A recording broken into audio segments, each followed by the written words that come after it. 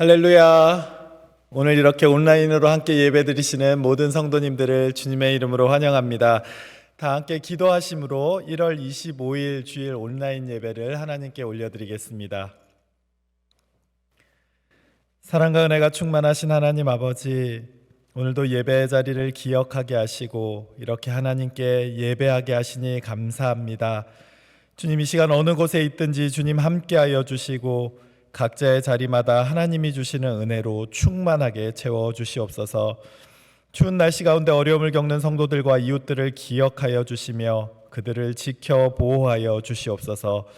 질병으로 어려움을 겪는 환우들과 내 힘으로 해결할 수 없는 문제들로 인해 올려드리는 수많은 기도와 간구의 제목들을 주님께서 다 아시오니 그 모든 소원을 기억하사 하나님의 때에 하나님의 방법으로 응답하여 주시옵소서. 범사에 감사드리며 살아계신 예수님의 이름으로 기도합니다. 아멘. 다 함께 찬송가 370장 주 안에 있는 나에게 함께 찬송하겠습니다.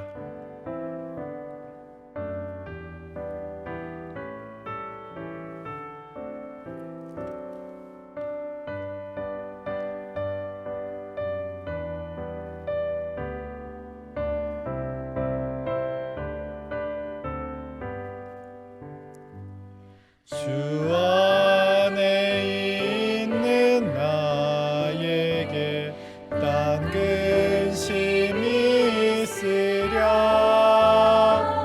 십자가 밑에 나아가 내 짐을 풀었네. 주님을 찬송하면서 할렐루야 할렐루야. 내 앞길 멀고 험해도 나 주님만 따라가리. 그 두려움이 변하여 내 기도 되었고 전날의 한숨 변하여 내 노래 되었네. 주님을 찬송하면서 할렐루야 할렐루야. 내 앞길 멀고 험해도 나 주님만 따라가리. 내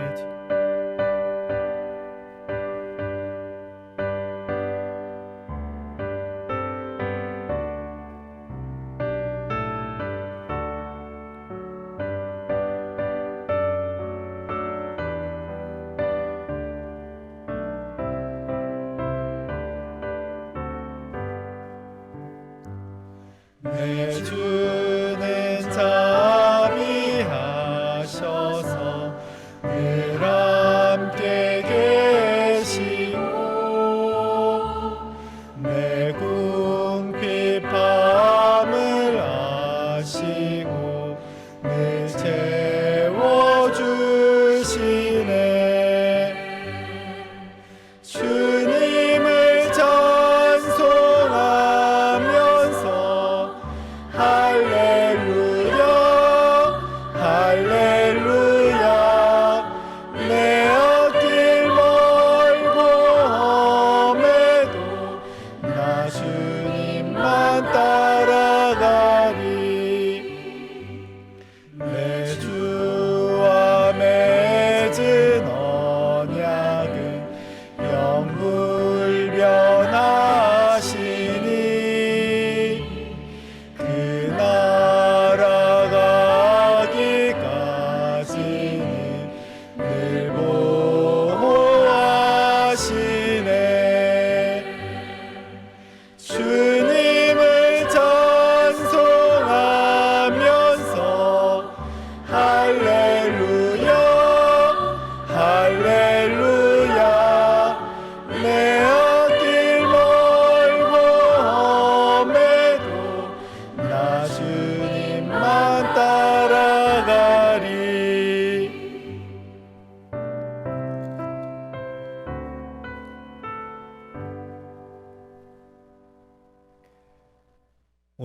우리에게 주시는 하나님의 말씀은 여호수아서 2장 8절에서 14절 말씀입니다.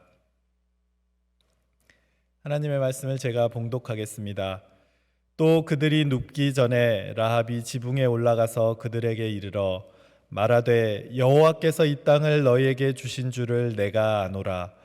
우리가 너희를 심히 두려워하고 이 땅 주민들이 다 너희 앞에서 간담이 녹나니 이는 너희가 애굽에서 나올 때에 여호와께서 너희 앞에서 홍해 물을 마르게 하신 일과 너희가 요단 저쪽에 있는 아모리 사람의 두 왕 시온과 옥에게 행한 일을 곧 그들을 전면시킨 일을 우리가 들었음이니라. 우리가 듣자 곧 마음이 녹았고 너희로 말미암아 사람이 정신을 잃었나니 너희의 하나님 여호와는 위로는 하늘에서도 아래로는 땅에서도 하나님이시니라.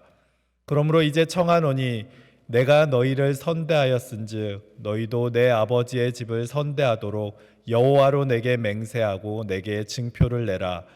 그리고 나의 부모와 나의 남녀 형제와 그들에게 속한 모든 사람을 살려주어 우리 목숨을 죽음에서 건져내라. 그 사람들이 그에게 이르되 내가 우리의 이 일을 누설하지 아니하면 우리의 목숨으로 너희를 대신할 것이요 여호와께서 우리에게 이 땅을 주실 때에는 인자하고 진실하게 너를 대우하리라. 아멘. 네, 말씀을 전하겠습니다. 지난 주일에는 라합의 선택에 관해 말씀을 드렸습니다. 라합은 멀리 보고 옳은 것을 믿음으로 선택했는데 그 선택은 결과를 보고 하는 선택이 아니라 결과가 나오기 전에 여리고성이 무너지기 전에 믿음으로 했던 선택이었다라고 말씀을 드렸습니다.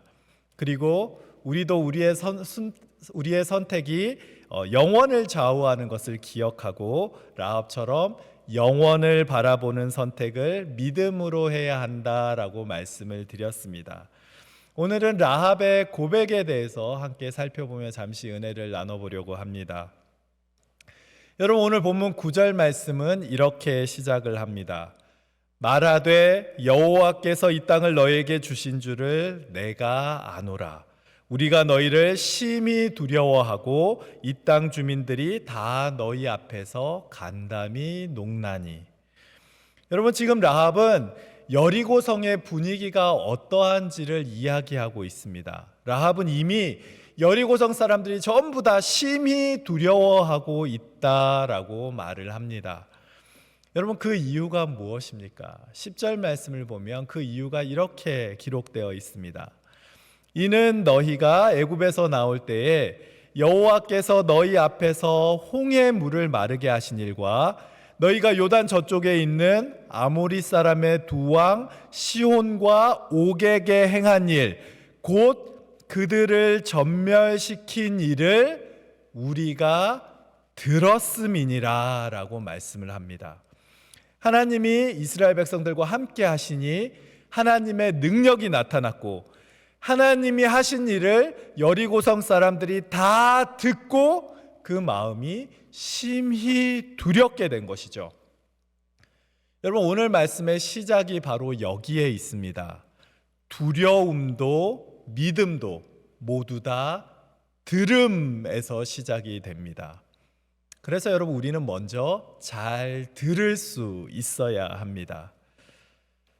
어떤 아주머니가 길거리를 지나가는데 웬 남자가 뒤에서 자꾸 부르는 겁니다. 같이 가요 처녀, 같이 가요 처녀 이러고 부르는 거예요. 그 말을 듣고 아주머니가 아직도 나를 처녀로 보는 사람이 있구나 그렇게 생각하고 속으로는 너무나 기뻤지만 그렇다고 뒤를 돌아보지는 못하고 그냥 집으로 그날은 걸어갔습니다. 그런데 다음 날이 돼서 또 그 길을 걸어가는데 뒤에서 또 누가 같이 가요 처녀, 같이 가요 처녀 이렇게 부르는 거예요. 도대체 누가 나를 이렇게 애타게 부르나 싶어서 뒤를 돌아봤는데 뒤에 사람이 아무도 없고 생선 가게에서 생선 장수 아저씨가 갈치가 5,000원, 갈치가 5,000원 그랬다는 얘기가 있습니다. 이 아주머니는 갈치가 5,000원이라는 말을 같이 가요 처녀라는 말로 잘못 들었던 것이죠. 여러분, 우리가 하나님의 뜻대로 살기 위해서 필요한 것이 무엇입니까? 먼저 하나님의 말씀을 잘 들으셔야 합니다. 이렇게 하나님이 하신 일들, 하나님의 말씀을 잘 들으면 그 다음에 어떤 일이 생겨납니까? 듣고 나면 그 들은 소식에 대해서 이제는 반응하게 되어 있습니다. 오늘 본문에 나오는 여리고성 사람들도 그랬습니다. 그들은 모두 하나님께서 하셨던 일들을 들었습니다. 이렇게 듣고 나서 나타난 반응이 무엇입니까? 그들은 모두 두려움에 빠진 것이죠. 9절 말씀을 보시면 우리가 너희를 심히 두려워하고 라고 말씀을 합니다. 이것이 여리고성 사람들의 반응이었습니다. 우리라는 말을 했으니 라합도 포함하고 있는 것이죠. 라합을 포함한 모든 여리고성 사람들이 두려움에 빠졌다라고 말씀을 합니다. 하나님이 하신 놀라운 일들에 대해서 듣고 여리고성 사람들의 반응이 두려움이었다라는 것이죠. 여기까지는 누구나 동일한 반응을 보입니다. 그런데 두려움의 자리에서 라합과 여리고성 사람들의 반응이 둘로 나뉘어지게 됩니다. 여러분, 여리고성 사람들이 두려움에 빠져서 한 일이 무엇입니까? 성문을 더 굳게 닫고 경비를 더 열심히 세우고, 그래서 더 이상 이스라엘 백성들의 소식을 듣지 않고 하나님의 이야기에 대해서도 더 이상 듣지 않으려고 자신들의 귀를 막고 마음을 더 굳게 하는 것이죠. 두려움 앞에서 완고함으로 반응을 합니다. 여러분, 그런데 라합은 어떻게 반응을 했습니까? 하나님께서 하신 일을 듣고 그녀도 두려웠습니다. 그러나 그녀는 두렵기에 돌이켜서 하나님의 편에 서기로 마음을 먹습니다. 그녀는 마음을 닫는 대신에 그 마음을 열고 하나님을 그 마음의 주인으로 받아들이게 되는 것이죠. 같은 소리를 들었지만 다른 반응을 하게 되는 겁니다.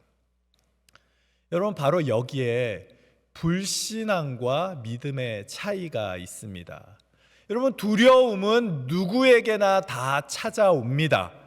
창세기 16장을 보시면 아브라함도 두려움에 빠졌었고, 여호수아 1장을 보시면 여호수아도 두려움에 빠졌었습니다. 모세도 다윗도 수많은 하나님의 사람들이 다 두려움에 빠졌던 사람들입니다. 그러나 그들은 그 두려움에 머물러 있는 것이 아니라 하나님을 의지함으로 그 두려움을 이겨냈던 사람들인 것이죠. 지금 우리의 삶도 다르지 않습니다. 여러분, 우리도 두려움에 빠질 때가 있습니다. 하나님의 말씀을 듣고 두려울 때도 있고, 내가 처한 상황이나 환경으로 인해서 우리가 두려움에 빠질 때도 있습니다. 직분으로 인해서 두려울 때도 있고, 관계로 인해서 두려움에 빠질 때도 있습니다. 그러나 여러분, 우리에게 중요한 것은 두려움이 아닙니다. 그 두려움 중에 무엇을 선택하는가가 중요한 것이죠. 여러분, 믿음은 현실을 부정하는 것이 아닙니다. 하나님을 의지함으로 현실을 하나님의 시선으로 재해석하는 것이죠. 그래서 믿음은 정보의 차이에서 판단나는 것이 아니라 하나님을 의지함으로 그 해석이 반응으로 나타나게 되는 겁니다. 라합을 보십시오. 그녀는 하나님이 하신 일에 대해서 들었습니다. 그리고 두려움에 빠졌습니다. 그런데 그 두려움 가운데서 그녀는 하나님을 의지하기 시작합니다. 그리고 입술로 삶으로 그녀의 믿음을 고백하게 되는 것이죠. 여러분, 그녀의 첫 번째 고백이 무엇입니까? 9절 상반절 말씀을 한번 보십시오. 그녀는 이렇게 고백을 합니다. 여호와께서 이 땅을 너희에게 주신 줄을 내가 아노라. 라합은 지금 싸우기도 전에 이미 여호와께서 이 땅을 너희에게 주셨다라고 고백을 합니다. 여러분, 여기서 주신 줄을 이라는 말은 나탄이라는 히브리어를 사용하는데, 여러분, 이 말은 완료형으로 사용이 되어 있습니다. 그러니까 라합은 지금 싸우기도 전에 이미 하나님께서 이 땅을 너희에게 주셨다라고 과거형을 사용해서 말을 하고 있는 것이죠. 근데 여러분, 이 주셨다라는 나탄이라는 단어가 다른 성경에 쓰인 부분들이 있는데, 그 부분들을 보시면 좀 더 이 의미가 명확하게 이해가 됩니다. 여러분, 창세기 12장 7절 말씀을 보면 이 나탄이라는 단어가 등장하는데, 창세기 12장 7절 말씀은 이렇습니다. 하나님께서 아브라함에게 내가 이 땅을 내 자손에게 주리라 라고 말씀하실 때 바로 이 나탄이라는 단어가 사용이 되는 것이죠. 여러분, 출애굽기 6장 8절에서도 이 나탄이라는 단어가 사용이 되는데, 내가 아브라함에게 주기로 맹세한 그 땅을 너희에게 주겠다라고 할 때도 이 표현이 사용이 됩니다. 그런데 여러분, 이 말씀들을 가만히 생각을 해보시면 이 나탄이라는 말은 단순한 선물로 주겠다라는 의미가 있는 것이 아니라 하나님께서 약속하셨던 그 언약을 내가 실현해 주시겠다라고 할 때 주로 이 나탄, 주시겠다라는 말을 그때 주로 사용을 합니다. 그러니까 인간이 요청해서 주는 것이 아니라 하나님께서 당신이 주권적으로 결정하셔서 넘겨주시는 행위를 하실 때 그 주시겠다라는 말이 나탄이라는 말을 사용한다는 겁니다. 여러분, 지금 라합의 고백이 바로 이런 고백입니다. 이 전쟁의 주체는 인간이 아니라 하나님이 이미 결정을 하셨고 이 땅을 너희에게 넘겨주셨다라고 신앙 고백을 라합은 지금 하고 있는 것이죠. 여러분, 놀랍지 않습니까? 너희가 이길 거야 정도에서 끝나는 것이 아니라, 그래서 내가 너희 편을 들고 있어 라고 말하는 것이 아니라, 이미 이 성은 하나님께서 너희에게 주신 것이야 라고, 그렇게 나탄이라고 고백을 하는 겁니다. 여기서 끝이 나지 않습니다. 그렇게 너희에게 이 땅을, 이 성을 이미 넘겨주신 것을 내가 안다라고 고백을 합니다. 여러분, 여기서 사용되는 안다라는 말도 그냥 단순히 정보를 안다라는 의미에서 끝나는 것이 아닙니다. 여기서 안다라는 말은 야다티라는 말을 사용하는데, 이것은 소문을 들어서 안다 이 정도가 아니라 내가 관계적으로 그 말을 알고 있습니다라는 뜻을 갖고 있습니다. 다시 말하면 내가 이미 하나님께 내 마음을 들여서 알고 있습니다라는 뜻이 되는 거죠. 나는 이미 그분을 결과적으로 받아들였습니다. 그분의 뜻을 알고 있습니다라고 고백을 하는 겁니다.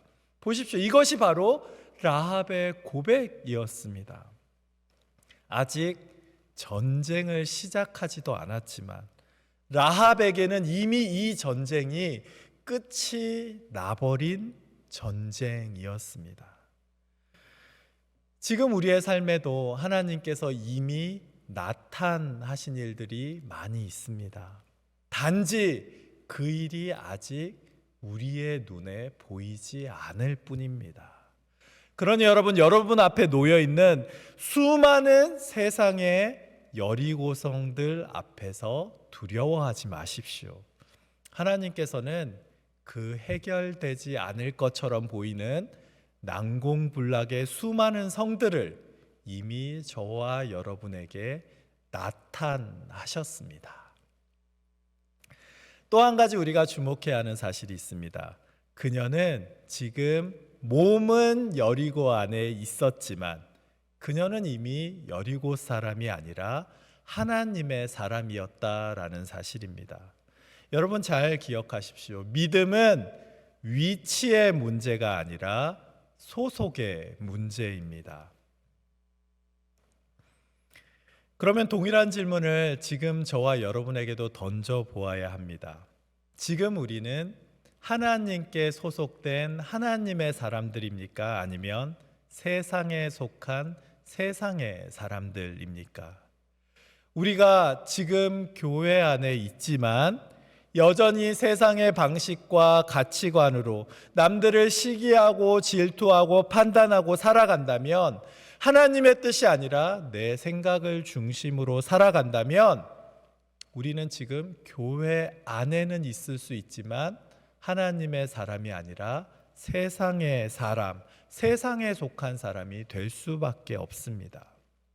반대로 라합처럼 여리고 안에 머물면서도 세상에서 살아가면서도 우리가 하나님께 속해 있다면 우리는 어디에 있든지 하나님의 사람으로 살아갈 수 있게 되는 겁니다. 그러니 여러분, 내가 지금 살아가는 내 삶의 위치가 그 자리가 어딘가에 집중하는 것이 아니라 내가 지금 어디에 속해 있는가를 반드시 돌아보십시오. 그리고 라합처럼 하나님의 편에 속해 있는 그런 저와 여러분의 삶이 되시기를 주님의 이름으로 간절히 축복합니다. 여러분, 라합의 두 번째 고백이 있습니다. 라합의 두 번째 고백은 9절 하반절 말씀을 보시면 기록이 되어 있습니다. 이 땅 주민들이 다 너희 앞에서 간담이 농나니라고 고백을 하고 있는 것이죠. 여러분, 하나님의 역사하심은, 하나님의 말씀은 대적들의 간담을 녹게 만듭니다. 대적의 성문을 차지하게 만들죠.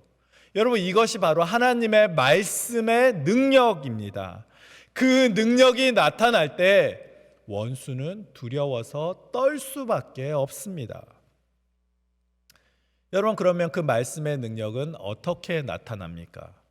그 말씀의 능력은 삶을 통해서 드러나게 됩니다. 세계적인 신학자 토레이에게 신학생이 한 명 찾아와서 이런 질문을 했다고 합니다. 선생님, 수많은 성경의 번역본들이 있는데 선생님은 그 중에서 어떤 성경 번역본이 가장 뛰어나다고 생각을 하십니까? 라는 질문을 한 거죠. 그랬더니 토레이가 이렇게 대답을 했다고 합니다. 그건 바로 자네의 삶으로 번역된 성경일세라고 대답을 했다는 거죠. 맞습니다. 여러분, 하나님의 능력이, 하나님의 말씀이 삶으로 드러나게 될 때 그 능력이 바로 대적들의 간담을 녹이게 하는 것이죠. 여러분, 우리나라에도 처음 복음이 들어왔을 때 신앙생활을 하는 사람들을 두려워해서 부패한 관리들이 그 땅에는 가지 않겠다라고 말했던 신문 기사도 있지 않습니까? 그때는 0.1%도 안 되는 사람들이 예수님을 믿었지만 그들의 삶은 나라를 변화시키는 영향력이 있었습니다. 그런데 지금 우리의 문제는 무엇입니까? 여리고성 사람들은 이스라엘 백성들을 보고 간담이 다 녹아버렸는데, 처음 복음이 전파될 때 세상 사람들은 예수 믿는 사람들을 보고 그 간담이 다 녹아버렸는데, 지금 이 순간에는 우리가 반대로 세상 사람들을 바라보며 두려워하고 우리의 간담이 녹고 있기 때문에 문제가 생겨나는 것이죠. 우리는 십자가 군병으로 살아가고 적들을 두렵게 하며 살아가야 하는데, 혹시 지금 우리의 모습은 초콜릿 군병으로 다 녹아버린 삶을 살아가고 있지는 않습니까? 주님은 저와 여러분을 십자가 군병으로 부르셨지 초콜릿 군병으로 부르시지 않으셨습니다. 여러분, 크리스천이 야성을 다 잃어버린 채로 살아가서는 안 됩니다. 담대하게 성도답게 말씀대로 살아내므로 영적인 야성을 회복할 수 있어야 하는 것이고 다시 선한 영향력을 미칠 수 있어야 합니다.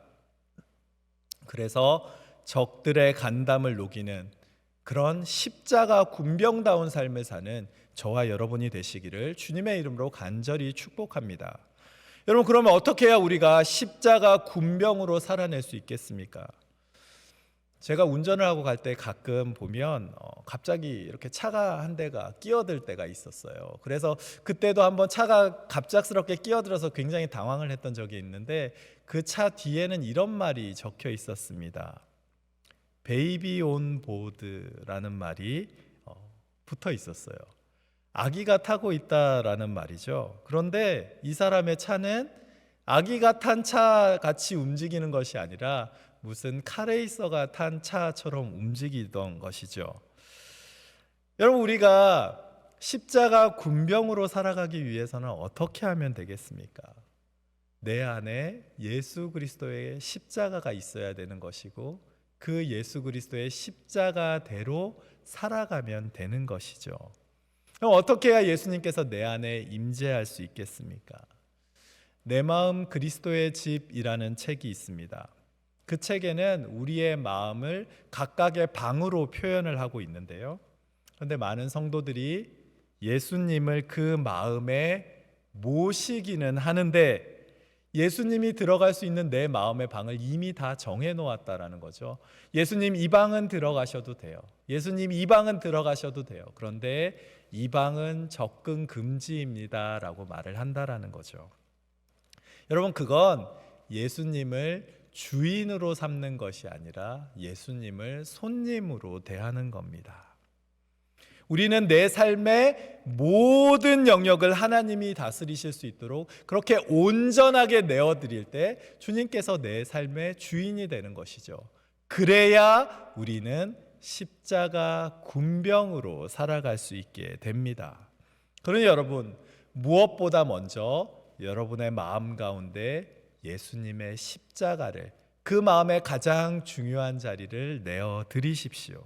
그럴 때 그 십자가의 능력을 의지하고 힘입고 나아갈 때 우리는 세상을 두려워하는 사람들이 아니라 세상을 이겨내는 십자가 군병으로 살아갈 수 있습니다. 라합의 세 번째 고백이 있습니다.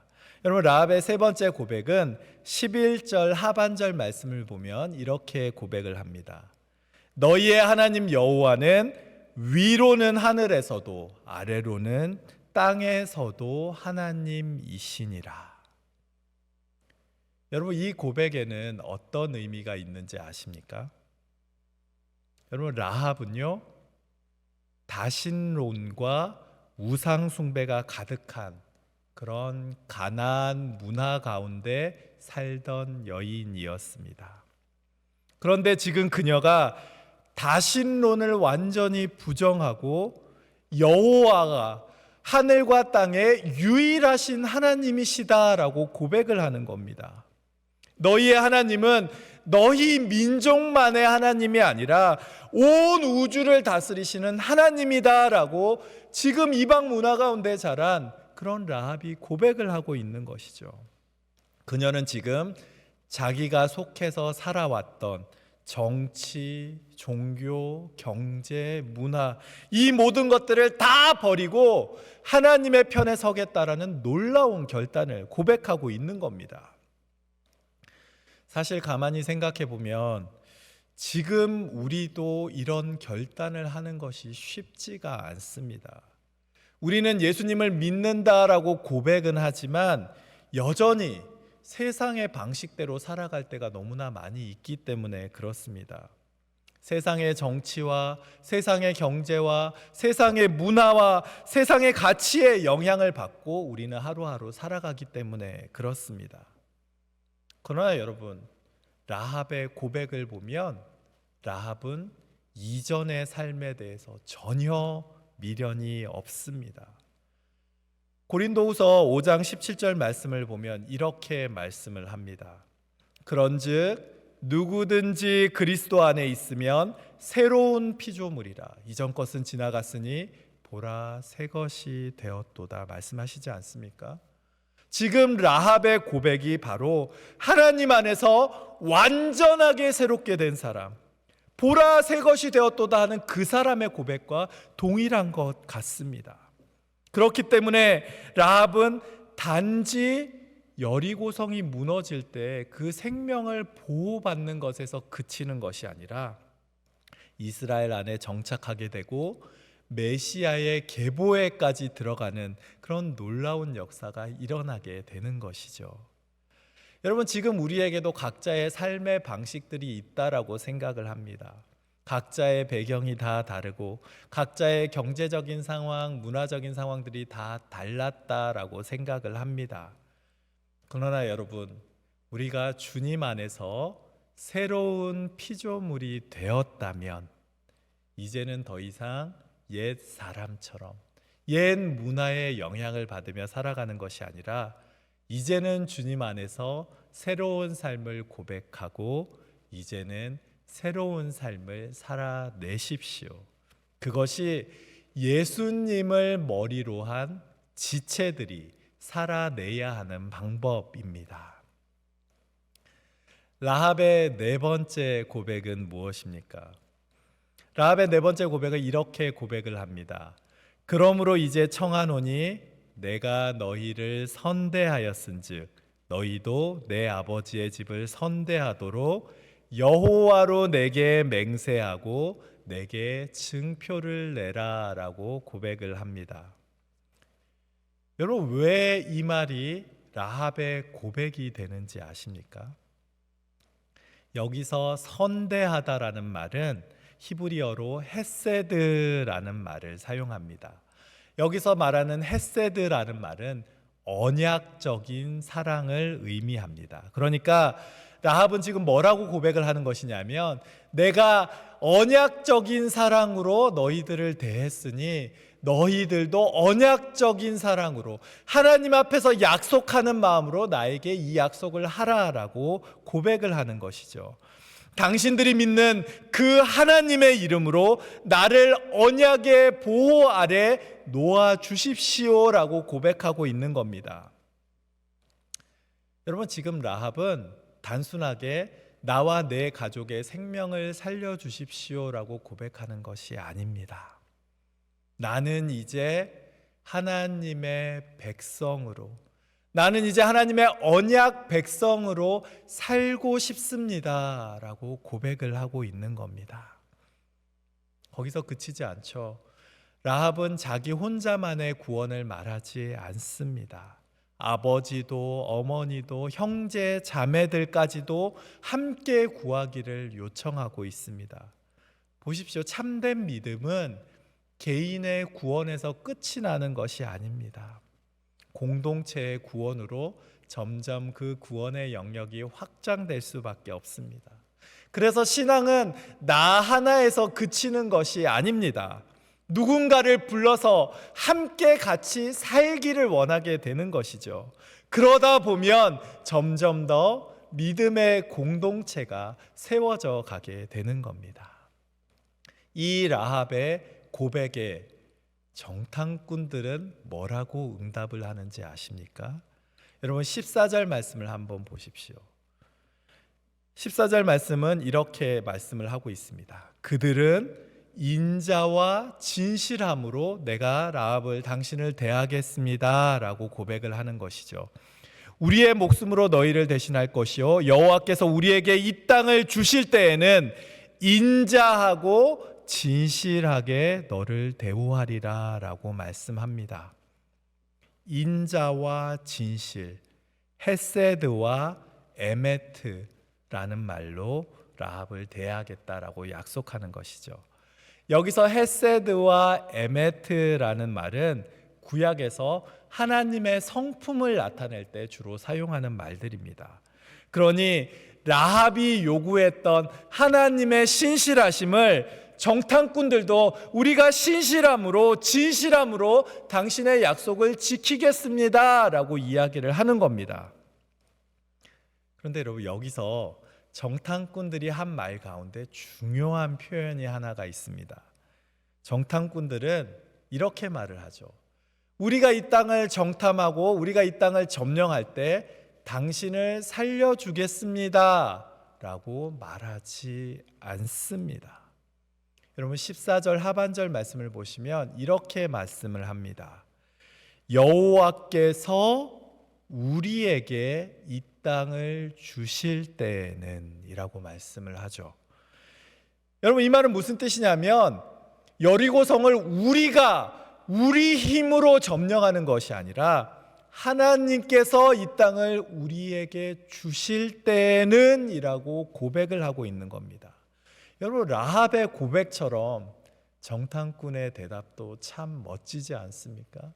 그들은 다 하나님께서 이 모든 일을 신실하게 행하실 것을 믿고 대답하고 고백하고 있는 겁니다. 그런데 여러분, 가만히 한번 쭉 이 모든 대화를 생각해 보십시오. 라합이 했던 모든 고백을 한번 잘 생각해 보십시오. 라합이 했던 이 모든 고백의 시작이 어디에 있었습니까? 그녀는 이스라엘 백성들에게 역사하셨던 그 하나님을 직접 본 것도 아니고 직접 그 기적들을 경험한 것도 아닙니다. 그녀는 그저 하나님의 역사하심을 듣기만 했습니다. 그런데 그저 소문으로만 들은 하나님의 그 말씀이 그녀의 삶을 완전히 변화시켜 버리게 된 것이죠. 여러분, 이것이 바로 하나님의 말씀의 능력입니다. 지금도 하나님께서는 그 말씀으로 이렇게 역사하고 계십니다. 그래서 여러분, 로마서 10장 17절 말씀을 보면 이렇게 말씀을 합니다.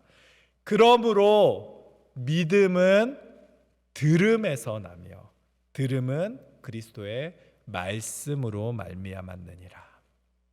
보십시오. 우리의 믿음도 하나님의 말씀을 듣는 데서 시작이 됩니다. 그런데 저와 여러분의 문제가 무엇입니까? 우리는 자꾸 하나님의 말씀이 아니라 세상의 소리에 귀를 기울입니다. 시끄러운 세상의 소리가 끊임없이 우리에게 들려옵니다. 여러분, 그 소리를 가만히 듣다 보면 당장에 큰 문제가 생길 것 같기도 하고 당장에 세상 사람들처럼 살아야만 될 것처럼 느껴지기도 합니다. 왜 그런지 아십니까? 우리에게 들려오는 세상의 소리는 크고 두렵기 때문에 그렇습니다. 여러분, 쿡 아일랜드라는 섬이 있습니다. 그 섬은 엄청난 파도가 계속해서 태평양에서 밀려와서 그렇게 파도 소리가 큰 섬이라고 합니다. 그런데 막상 해안가에 가면 파도가 전혀 치지를 않는다라고 합니다. 왜 그런지 아십니까? 거기에는 산호 벨트가 있어서 파도 소리가 아무리 크더라도 그 산호 벨트에 다 막혀서 소리만 크지 아무런 위협이 되지를 않는다는 거죠. 저와 여러분을 향한 세상의 소리도 마찬가지다라는 생각을 합니다. 세상의 소리는 크고 두렵습니다. 끊임없이 우리를 두렵게 하려고 하죠. 그러나 여러분, 그 소리는 결코 우리를 쓰러뜨릴 수 없습니다. 그러니 여러분, 세상의 소리가 아니라 하나님의 말씀을 들으십시오. 그리고 라합처럼 담대하게 믿음으로 살아내십시오. 라합과 함께 하셨던 하나님께서는 지금 저와 여러분의 삶에도 동행해 주시고 우리와 함께 하시고 그 길을 인도하고 계시는 줄 믿습니다. 말씀을 마치겠습니다. 뉴턴이 만류 인력을 발견하기 전에도 여러분, 사과는 계속해서 떨어지고 있었습니다. 그런데 뉴턴만 사과가 떨어지는 이유에 대해서 관심을 가졌고 결국 만류 인력을 발견하게 되었죠. 여러분, 여리고성에는 수많은 사람들이 똑같이 이스라엘 백성들의 이야기와 하나님이 함께 하셨던 이야기를 들었습니다. 그런데 라합만이 그 이야기에 귀를 기울이고 그 마음을 돌이키게 되었죠. 오늘 저와 여러분이 살아가는 이 시대도 마찬가지입니다. 지금도 수많은 자리에서 하나님의 말씀이 선포되고 있고 사람들은 하나님의 이야기도 듣습니다. 그러나 그 이야기를 듣고 삶의 방향을 바꾸는 사람, 삶의 방향을 돌이키는 사람은 많지 않습니다. 그런데 여러분, 그 소리를 듣고 반응하는 사람이, 듣고 돌이키는 사람만이 새로운 삶을 살게 되는 겁니다. 지금 여러분은 어떤 소리를 듣고 계십니까? 그 소리에 어떻게 반응하며 살아가고 계십니까? 바라기는 저와 여러분이 하나님의 말씀을 듣고 믿음으로 살아내는 그런 하나님의 사람들이 다 되시기를 주님의 이름으로 간절히 축복합니다. 기도하겠습니다. 사랑과 은혜가 충만하신 하나님 아버지, 오늘 라합의 고백을 통해 우리의 신앙을 돌아보게 하시니 감사합니다. 우리가 하나님의 말씀을 듣고 그 말씀에 반응하여 믿음으로 살아내는 성도들이 되게 하시고, 세상을 두려워하는 성도들이 아니라 세상을 두렵게 하는 하나님의 사람들이 다 되게 도와주시옵소서. 나 홀로 구원받고 만족하는 삶이 아니라 가족을, 이웃을, 공동체를 구하는 사람들이 되게 하시며 하나님 안에 거하는 하나님의 백성들이 다 되게 역사하여 주시옵소서. 추운 날씨 가운데 어려움을 겪는 성도들, 또 우리의 이웃들을 기억하여 주시고 주님 그들을 지켜 보호하여 주시며 육신의 질병으로 인해 마음의 상처로 인해 힘들어하는 성도들을 외면하지 마시고 그들을 찾아가 지켜 보호하여 주시옵소서. 이제는 우리 주 예수 그리스도의 은혜와 하나님 아버지의 사랑과 성령님의 인도하심과 교통하심이 하나님의 말씀을 듣고 그 말씀에 반응하여 그 믿음을 삶으로 고백하며 살기로 다짐하는 사랑하는 모든 주의 권속들 위에, 그 가정들과 우리 주님께서 너무나 사랑하시는 우리 중앙교회 위에 이제로부터 영원까지 함께 하시기를 간절히 축원하옵나이다. 아멘.